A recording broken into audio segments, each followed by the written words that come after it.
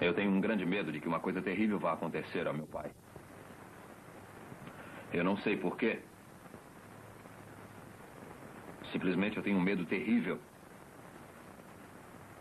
Eu sinto que vai acontecer uma coisa terrível à minha namorada também. Eu sinto impulsos repentinos de fazer coisas que... É uma ordem que vem de dentro de mim, que exige que eu faça coisas... Que espécie de coisas? É uma ordem para eu cortar minha garganta com uma navalha. Eu sei que isso é uma loucura. E aí faço alguma coisa que me impeça de agir assim. Paguei minha vida tentando lutar contra essas ideias. Por isso, só há pouco tempo eu terminei o meu curso de Direito. Eu tenho 29 anos e estudei durante 9 anos. Bernard Arthur e Edward Fox em O Homem-Rato, nas vozes de Enio Santos e André Filho. Pesquisa de um caso de neurose obsessiva, conduzida pelo Dr. Sigmund Freud. Versão brasileira, Tecnissom, Rio de Janeiro.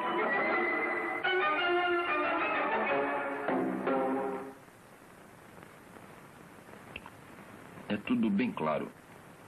Como se eu ouvisse a minha própria voz. Só que, na verdade, eu não estou falando.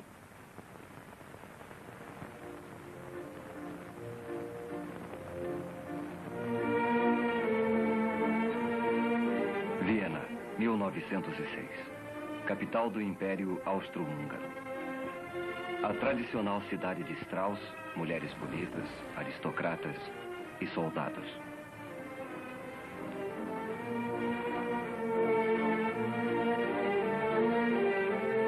Mas Viena foi também o centro da nova ciência da psicanálise. O Dr. Sigmund Freud, um jovem médico que estudava as doenças mentais, ficara fascinado pelo conceito do inconsciente da mente e como seu funcionamento secreto afeta o nosso dia a dia.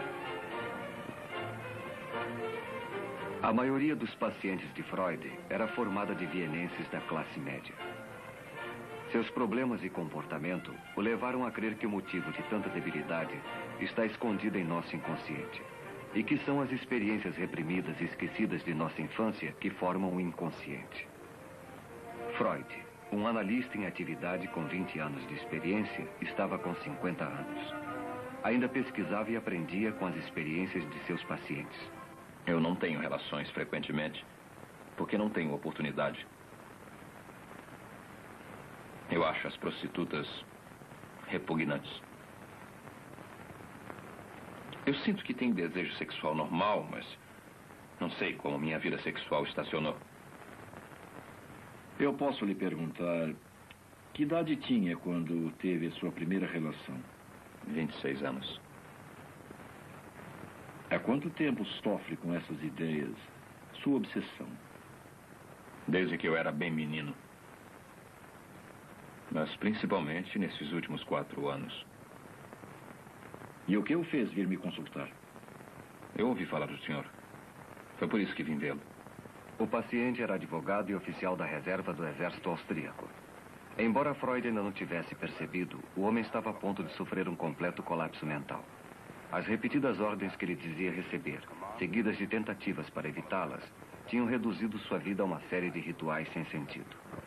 A visita a Freud foi uma tentativa desesperada de achar a cura. Vamos deixar que o senhor pense no assunto. Amanhã poderá me dar a sua resposta.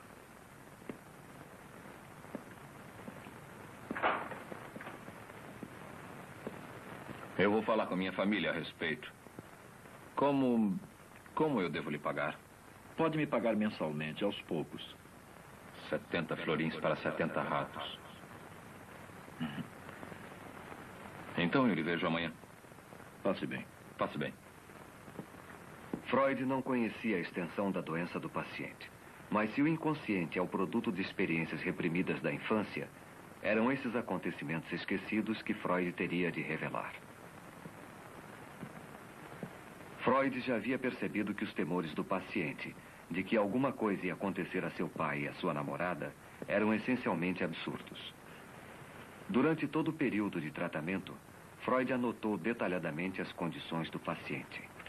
Essas anotações, ele as usou como base para a conferência que fez no primeiro Congresso de Psicanálise, realizada em 1908. Anteriormente, as ideias de Freud foram constantemente combatidas com hostilidade e discórdia. Mas o caso do homem-rato forneceria a confirmação mais dramática de suas teorias. Ilustres senhores, os conhecimentos que vou lhes transmitir agora talvez não sejam por si mesmos satisfatórios, mas podem servir de ponto de partida para o trabalho de outros pesquisadores. O esforço comum poderá trazer o sucesso que talvez esteja além do alcance do esforço individual. A façanha mais notável de Freud foi penetrar no funcionamento interior da mente.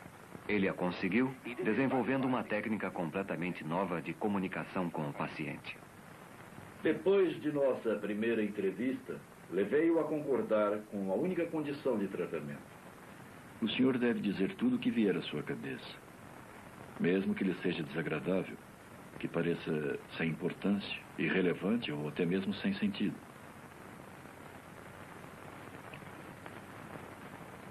Eu sempre fui atormentado por impulsos criminosos.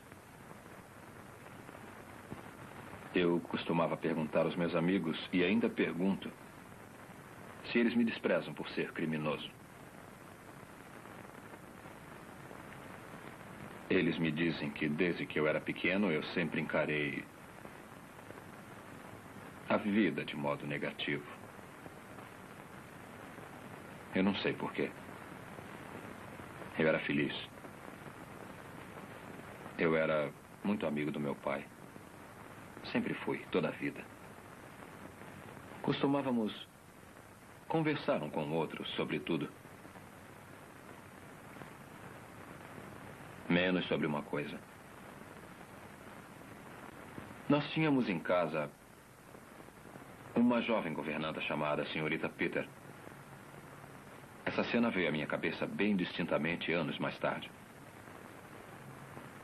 Ela usava pouca roupa. Eu estava deitado ao seu lado.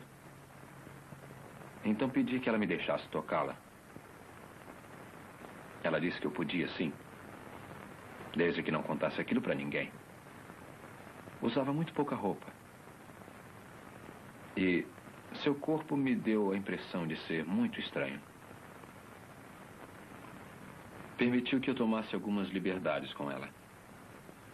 E isso me deixou com um desejo atormentador de contemplar o corpo feminino. Eu me lembro de umas coisas que aconteceram depois dos 6 anos.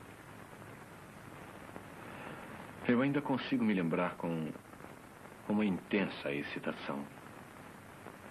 Nós tivemos outra governanta, que também era jovem e muito bonita. Ela costumava tirar a roupa e ficar se admirando no espelho.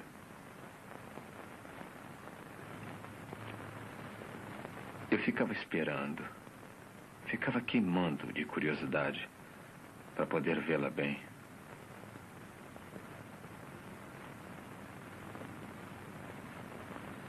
Quando eu tinha 6 anos, já ocorriam comigo as ereções.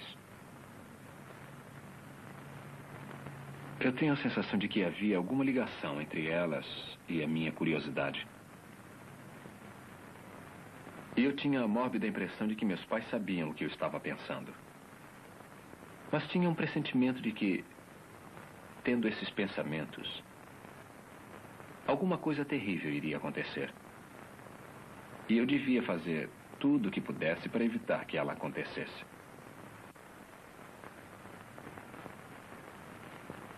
Lembra-se de alguns desses temores?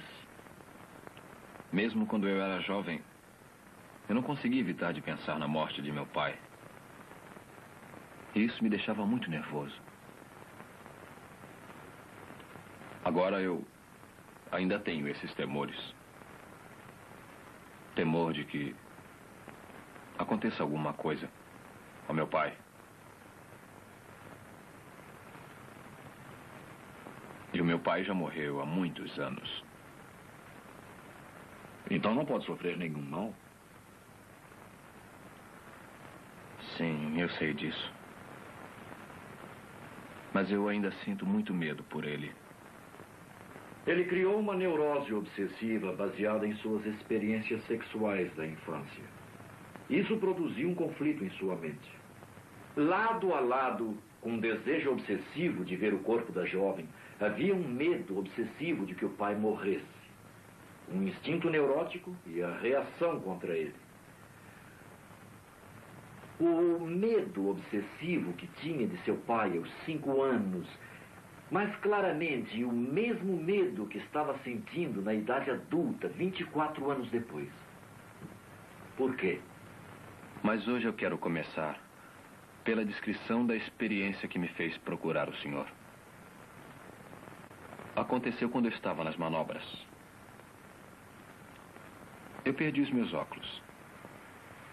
Então eu telegrafei ao meu oculista em Viena, pedindo um novo par, na primeira mala postal. No momento de descanso, eu me sentei com o capitão Novak e tivemos uma longa discussão a respeito de castigos físicos. Ele era totalmente favorável a isso. Eu sentia medo dele, porque ele era cruel e não escondia. Ou a gente bate neles, ou arranja uma tortura para eles. Eu posso te contar uma boa. Praticam isso no leste. Seria uma boa ideia se a gente fizesse o mesmo aqui. Você pega 10 ou 12 homens, ou quantos homens você tiver, e manda eles formar uma fila junto ao muro. Aí você pega um deles, pega como exemplo, tira a roupa dele e manda deitar com a cara no chão, na frente dos outros. Depois você amarra os braços e as pernas dele, bem abertos para não poder se mexer. E aí acontece o quê? Eu vou dizer o que acontece. Eu não consigo falar sobre isso. Mas se devo tratar do senhor, preciso conseguir ajudá-lo a falar sobre os fatos. Falar sobre as coisas que o preocupam.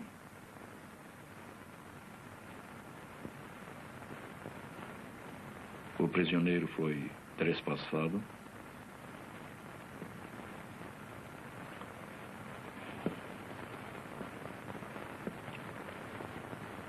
Não. Não, isso não. Mas eles pegaram um balde e colocaram o balde de boca para baixo. Sobre o traseiro do prisioneiro.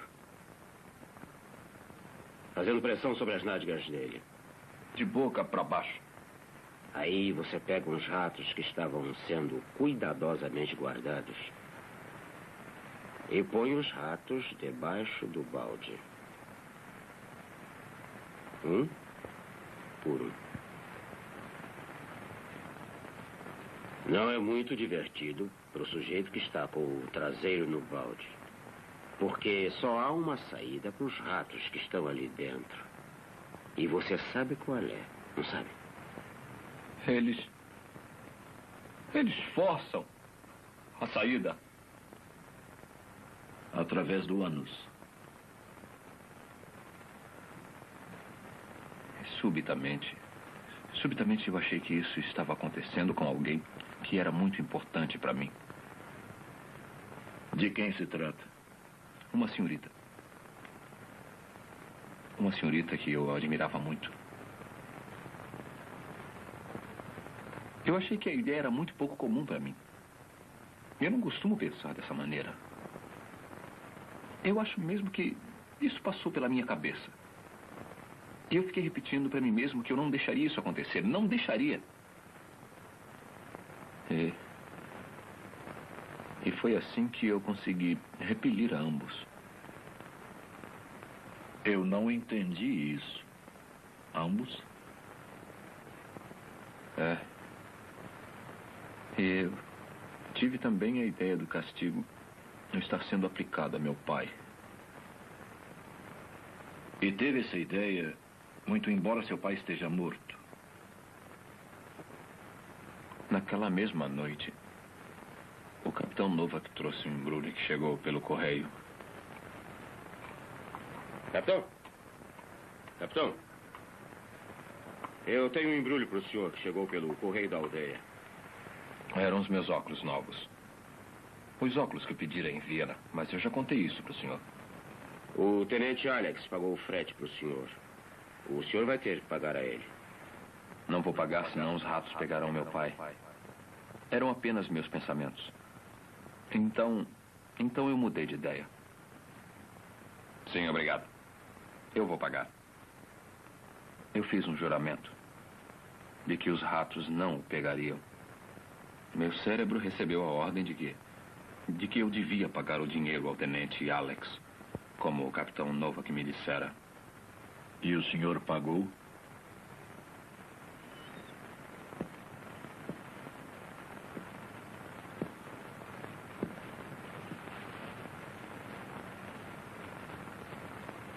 Naquele dia e nos 2 dias seguintes eu tentei pagar o dinheiro. Eu não consegui encontrá-lo. Depois eu o encontrei e fui para pagar, mas ele recusou. Disse que não estava mais trabalhando no posto dos Correios e que não havia pago o frete. Ele tinha sido pago pelo tenente Brown. Eu não consegui cumprir o meu juramento. Eu não consegui cumprir o meu juramento, capitão. Eu não consegui cumprir. E o que foi que o senhor fez? Eu fiz um plano.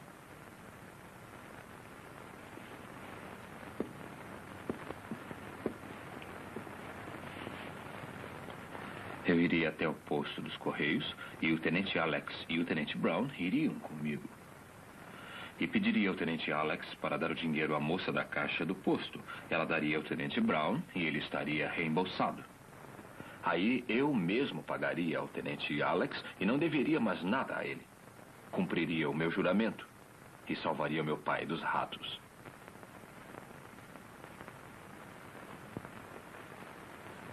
Mas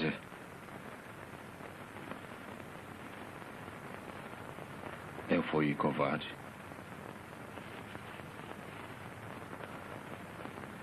Eu sempre fui covarde. Desde o tempo em que era menino. Por que se acovardou por ter de pagar a ele? Eu não queria parecer um idiota. Não podia me arriscar a pedir aos tenentes para fazerem aquela maluquice. Eu não consegui decidir o que fazer, se eu levava o meu plano até o fim ou se fugia. Eu fui até a ferrovia. O carregador disse, trem das 10 horas. Eu disse que sim. Foi o destino. O trem das 10 horas não passava no posto dos Correios.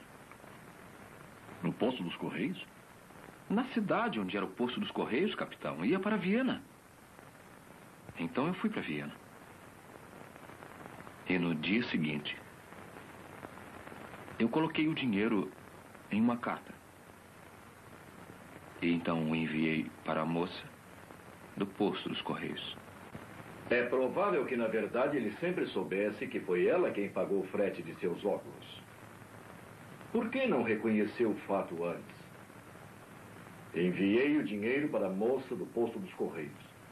Foi a pista que levou à verdade oculta por toda aquela incrível história.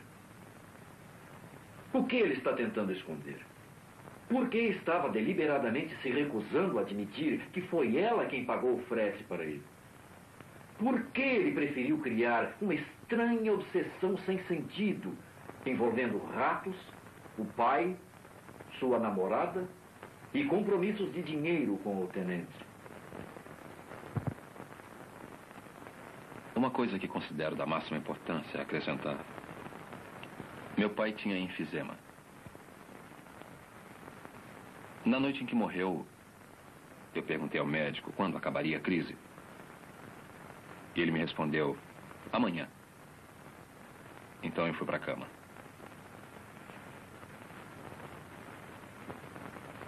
Meu pai morreu naquela noite. Nunca entrou na minha cabeça que ele pudesse morrer.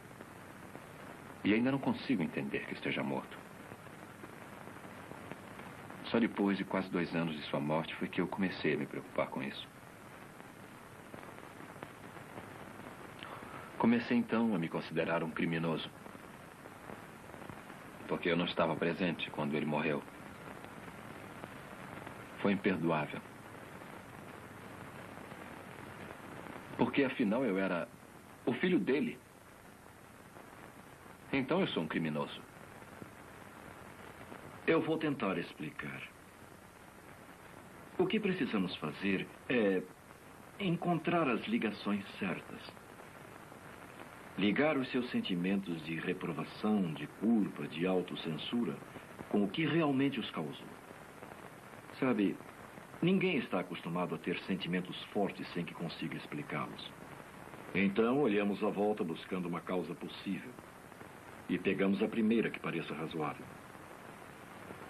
O senhor se agarra ao fato de estar ausente do leito de morte de seu pai. Mas fez a ligação errada. A verdadeira causa desse forte sentimento está em alguma experiência desconhecida alojada em seu inconsciente. O que nós temos a fazer é torná-la consciente e depois estabelecer a ligação certa. Quer dizer que minha sensação de ser um criminoso com relação ao meu pai é justificável? Provavelmente. Por algum motivo que desconhecemos. Mas nesse ponto do seu tratamento, vai achar difícil aceitar isso.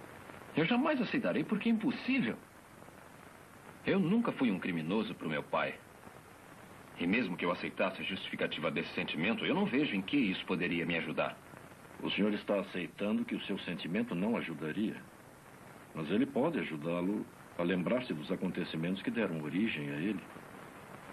E que ainda estão ocultos em seu inconsciente. Eu gostaria de falar sobre meu pai. Eu tenho umas fotografias dele. Eu sempre trago comigo.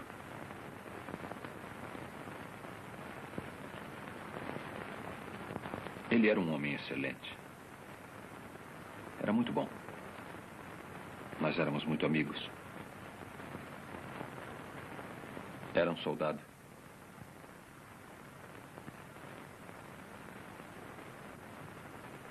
Isto é apenas um pensamento isolado, sem nenhum significado.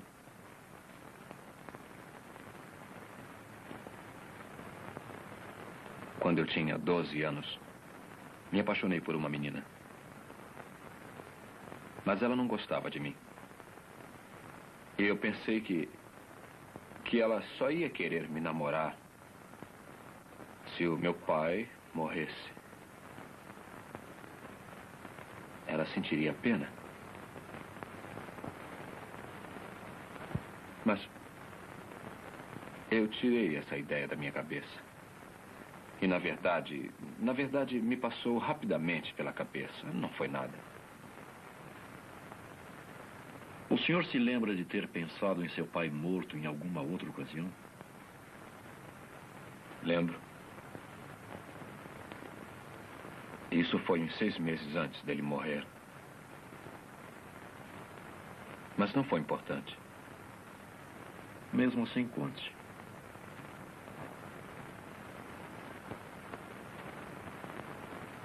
Prefiro não pensar nisso.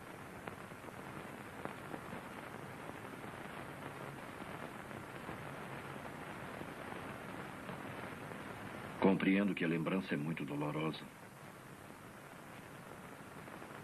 Não.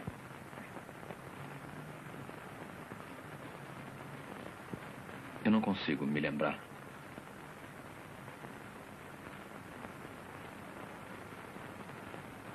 Foi uma dessas suposições.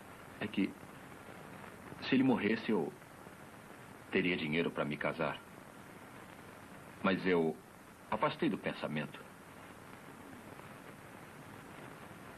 Mas se ele tivesse morrido, teria sido uma vantagem para o senhor. Mas eu não queria. Mas teria sido uma vantagem, não teria? Teria. Eu ainda estava muito apaixonado por ela na ocasião. Eu já a conhecia há mais de 10 anos. Eu me lembro. Tive esse mesmo pensamento na véspera dele morrer. O pensamento me apavorou. Eu não queria, nunca, a morte dele. Mas o senhor queria inconscientemente. Sabe, todo temor é um desejo reprimido. Desejou que seu pai morresse e sentiu-se ansioso, com medo, culpado. Por isso tenho de acreditar no oposto do que está dizendo. Eu teria desistido de tudo para salvá-lo. Esse amor tão intenso é o que está suprimindo o seu ódio. Eu desisti da felicidade.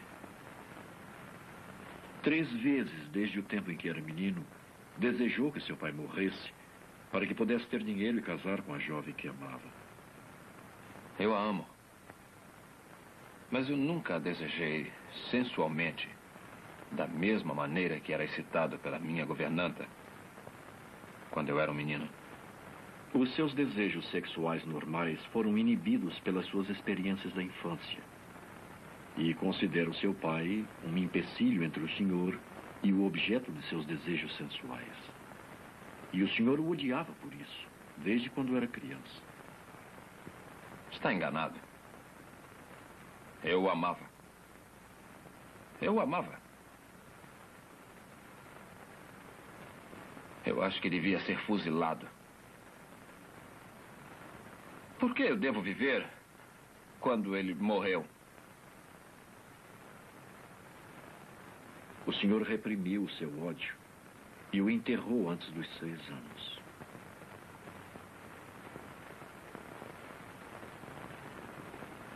Uma vez eu tentei matar meu irmão. Nós éramos meninos. Eu carreguei a minha espingarda de brinquedo com uma vara. Depois eu disse para ele que se ele olhasse para dentro do cano, ele ia ver uma coisa. E puxei o gatilho.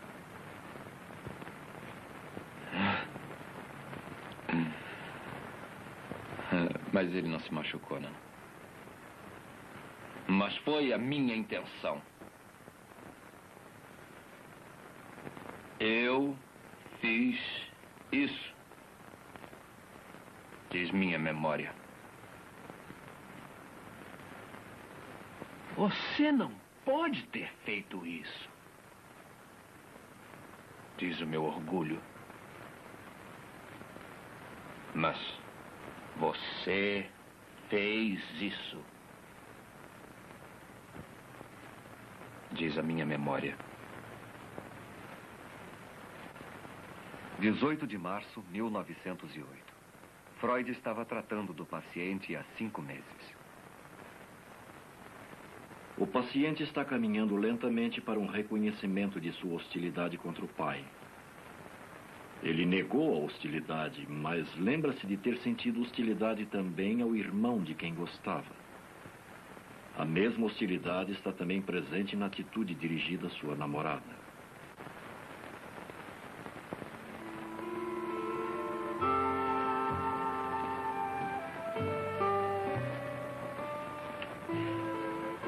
Nós estávamos no lago, num barco. Ela adorava andar de barco. Mas eu temia que ela se resfriasse. Ela não usava roupas próprias para andar de barco. Então eu pedi a ela para colocar o meu chapéu. Ela recusou. Disse que ia ser uma bobagem. Mas eu forcei. Olha, vai chover. Eu acho que não. Vai, você vai se molhar. Você devia estar usando uma proteção.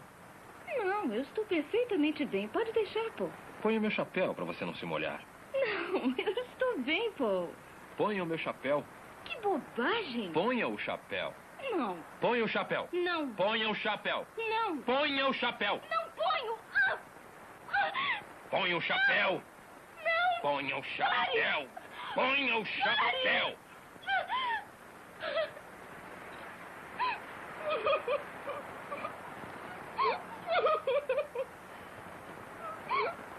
Nada deve acontecer a ela.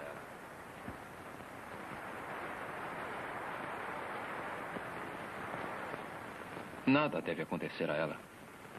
Nunca.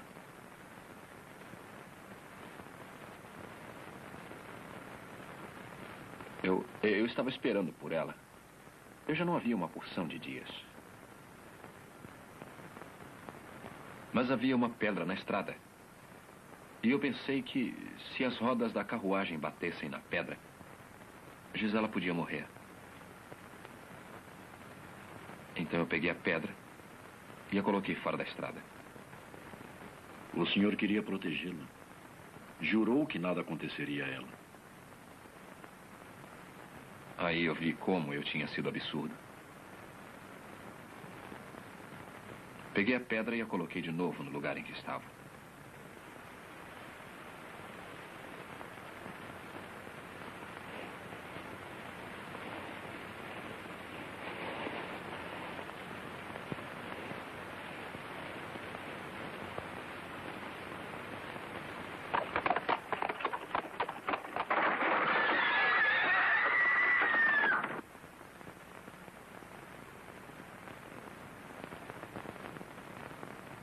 Queria que ela vivesse, queria que morresse.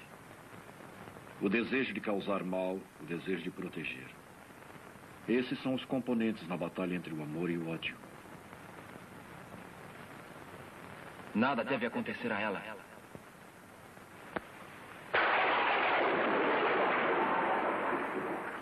2, 3, 4, 5, 6, 7, 8, 9, 10, 11, 12, 13, 14, 15, 16, 17, 18, 19, 20, 21, Antes de 40 há o perigo dela morrer.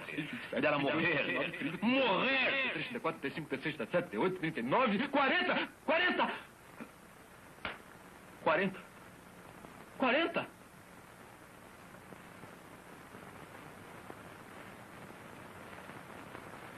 Por que está tão zangado com ela? Deve haver um motivo para estar tão zangado e ter de protegê-la. Talvez ela não o ame. Eu acho que tenho de guardar a mim mesma para o homem ao qual um dia eu vou pertencer. Você não pode me amar, Gisela. Você não pode me amar? Não. Dessa maneira, não. Eu te odeio, Gisela. Olha, vai chover. Ponha o meu chapéu. Não, Paul. A obsessão do paciente exibe um irresistível antagonismo que ficou demonstrado em sua atitude de superproteção. Ele tirou a pedra da estrada para salvar a vida da moça, mas a recolocou, o que voltou a expor a moça ao perigo. Bom Deus, proteja meu pai e Gisela. Amém. Bom Deus, por favor, não proteja. Deus, proteja meu pai e Gisela. Amém. Não proteja. Proteja meu pai e Gisela. Amém. Não proteja. Proteja, Por favor, não proteja. e Gisela. Amém. Por favor, não proteja. Pai, Não proteja. Gisela. Não Amém. proteja. pai, Não proteja. Gisela. Não proteja. Amém. Não Gisela. proteja. Não Amém. proteja. Gisela. Não proteja. Amém. Não proteja. Gisela. Não proteja. Amém. Não proteja. Gisela. Não proteja. Gisela. Não proteja. Gisela. Não Amém. proteja. Gisela. Amém. Gisela. Amém. Gisela. Amém. Gisela. Amém. Gisela. Amém. Gisela. Amém. Gisela. Amém. Gisela. Amém. Gisela. Amém. Gisela. Amém. Gisela. Amém. Gisela. Amém.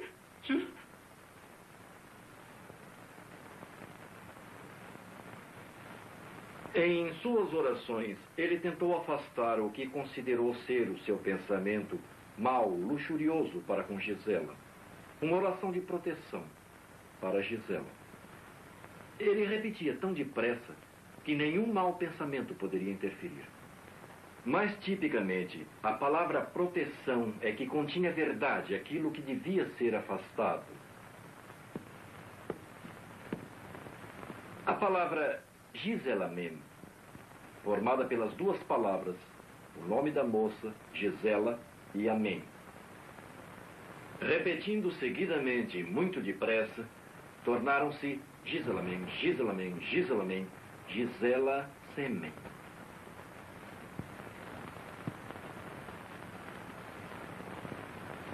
Ou, para ser mais claro, ele se masturbava com a imagem da moça.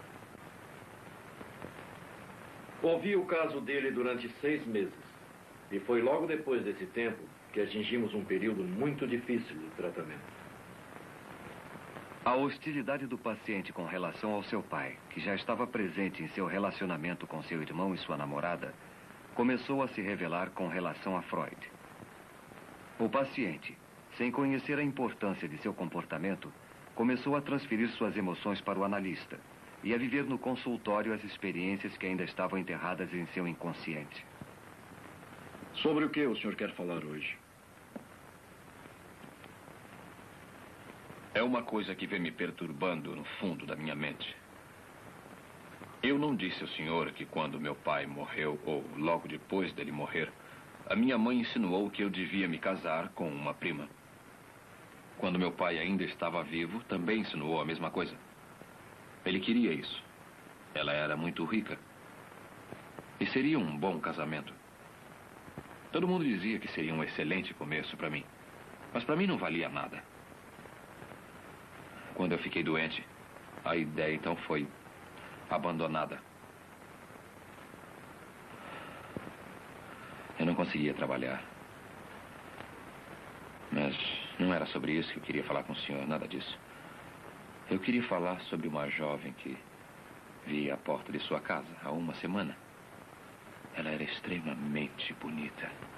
Tinha os olhos mais lindos que eu já vi. E ela me deixou muito excitado. Por que está fazendo isso? Por que está fazendo isso? Por que põe a sua filha na porta de casa para excitar-me? Eu confiei em você como um amigo. Mas está sendo bonzinho comigo só para eu me casar com ela. É por isso que está me tratando tão bem. Você quer que eu seja o seu genro? Eu a desprezo, eu a odeio, eu a detesto, eu também o odeio, mas admiro a sua esperteza. Está transferindo para mim a sua aversão à possibilidade de casamento? Essa não é a prima rica com quem sua mãe queria que casasse?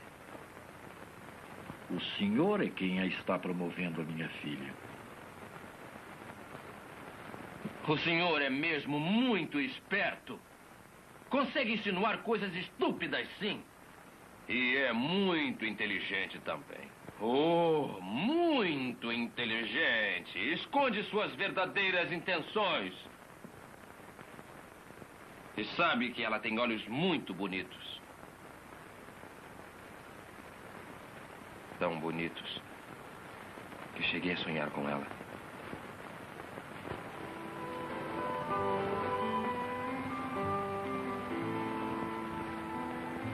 Freud atribuía grande importância aos sonhos, como sendo um meio de revelar o inconsciente. Porque ao dormirmos, o nosso consciente está desprevenido. As ações em nossos sonhos, interpretadas corretamente, dão uma clara indicação dos desejos reprimidos e ansiedades alojados em nosso inconsciente.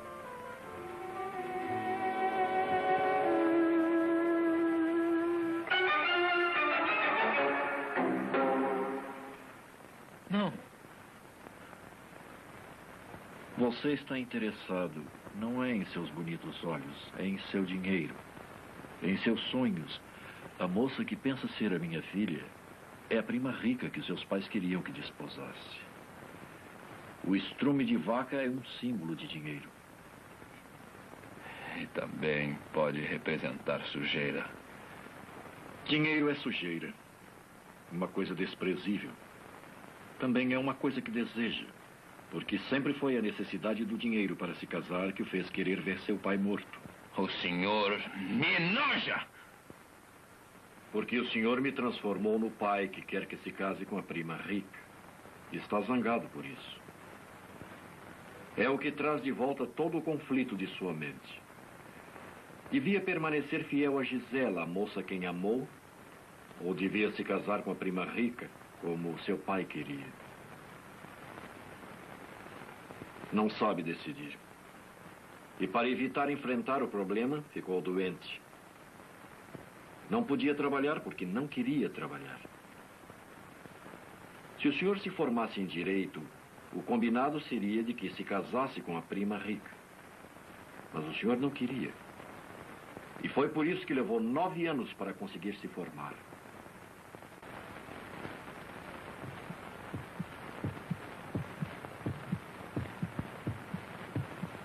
Depois que meu pai morreu, eu trabalhei. Trabalhei muito, mesmo encontrando dificuldade. Eu queria trabalhar para poder me casar. E trabalhava até tarde da noite. Exatamente à meia-noite, eu abri a porta do meu gabinete para que meu pai entrasse. Mas ele nunca entrou. Aí então eu fiz uma coisa louca. Tirei a minha roupa. Examinei as minhas partes íntimas no espelho. São os dois lados do seu relacionamento inconsciente entre o amor e o ódio, expressos em um ato obsessivo isolado. Queria agradar seu pai trabalhando muito, para que pudesse se casar com a moça rica, mas ao mesmo tempo ser descoberto desafiando seu pai, masturbando-se mentalmente, como fazia quando era criança. Por essa época, eu nem me lembro quando foi, minha mãe que me disse. Meu pai foi até o meu quarto e me bateu por eu fazer uma travessura qualquer.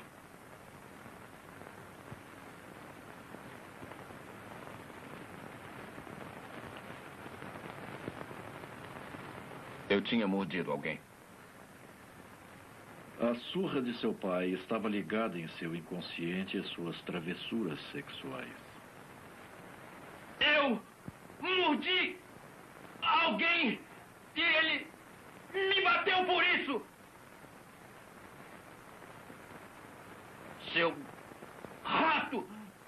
Rato sujo, imoral! Por que não me põe lá na rua? Está me transformando no pai com quem está zangado. Não. Não. Não. Não. Eu não vou machucá-lo.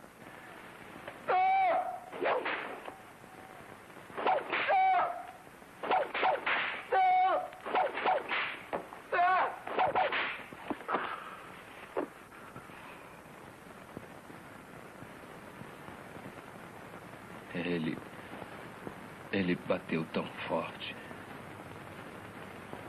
Ele não parava mais de me bater. Esse menino ou será um grande homem, ou será um criminoso. Eu sempre fui atormentado por sentimentos criminosos. Impulsos criminosos. Gradualmente, o paciente foi convencido. O pai que ele amava também odiava. Meu pai morreu há muito tempo. Então não lhe pode fazer nenhum mal. É, eu sei disso. Mesmo assim, ainda receio. Ele reprimira seu ódio aos 6 anos de idade. E esse ódio apenas apareceu como culpa, aparentemente sem motivo, e uma neurose obsessiva.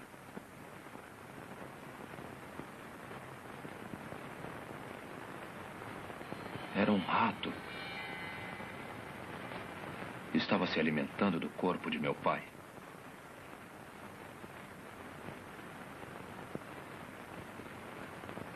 O tratamento chegara ao seu ponto de retorno.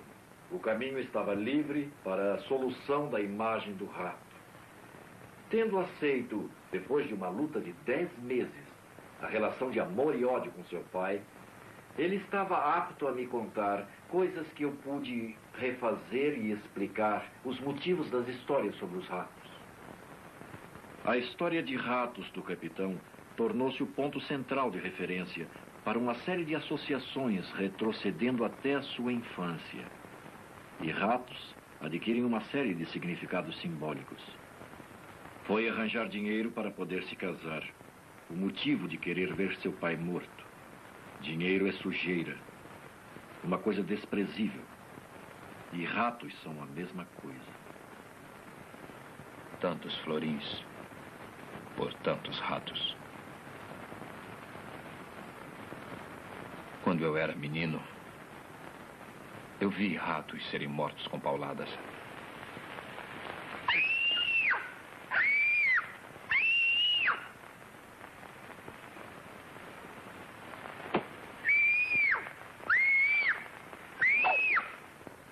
O rato é o senhor quando criança. Ele bateu tão forte. Não parava mais de me bater. Lembra-se por que ele lhe bateu?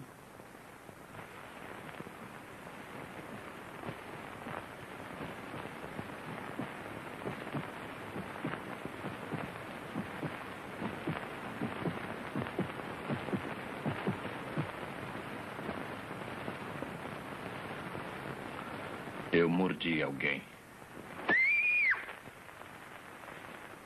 Ele não parava mais de me bater.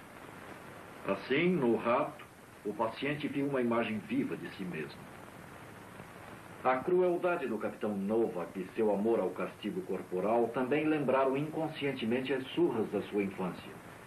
Em seus delírios obsessivos, o paciente imediatamente ficava hostil com seu pai. A tortura do rato devia ser aplicada a seu pai, mas ele o amava e, para protegê-lo, fez um juramento. Eu preciso devolver o dinheiro ao tenente Alex. Senão os ratos vão pegar o meu pai. Esta foi uma promessa que não pôde manter, porque sabia que, na verdade, devia o dinheiro à moça dos Correios. No dia seguinte, enviei o dinheiro para a moça do posto dos Correios. Ela sabia que nós nos gostávamos. Foi por isso que ela pagou o frete para mim. Por que o senhor não foi diretamente ao posto dos Correios e pagou ela, pessoalmente? Porque estava com medo. Estava interessado nessa moça. Gostava dela. Pensou em dormir com ela. E se dormisse, seria infiel à moça a quem amava, Gisela. Mas desistindo de Gisela, estaria agradando a seu pai, que, embora estivesse morto, queria que se casasse com a prima rica. Inconscientemente, o senhor suprimiu o fato de que devia dinheiro à moça dos Correios, porque lembrava conflitos que eram muito penosos para serem lembrados. Conflitos que o fizeram em pedaços desde o começo de sua doença. Não sabia se continuava a obedecer seu pai ou se devia se manter fiel à mulher que tanto amava.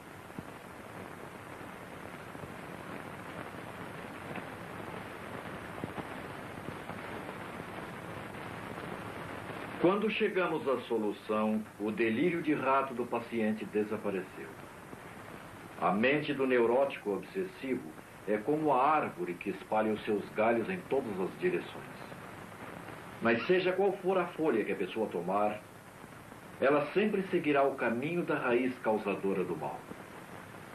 Nesse caso, o conflito entre o amor e o ódio que nasceu da crença inconsciente do paciente de que seu pai ficou entre ele e os seus desejos sexuais.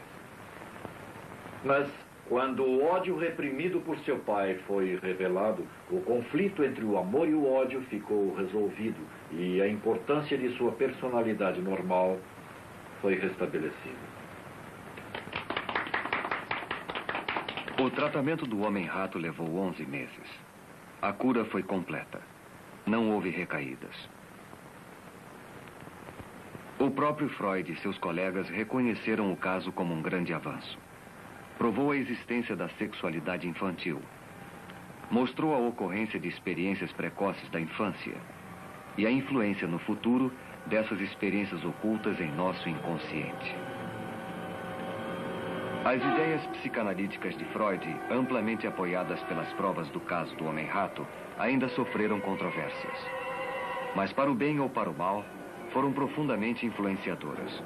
Freud é um dos poucos homens do qual se pode autenticamente dizer: ele revolucionou os nossos pensamentos e o nosso modo de viver.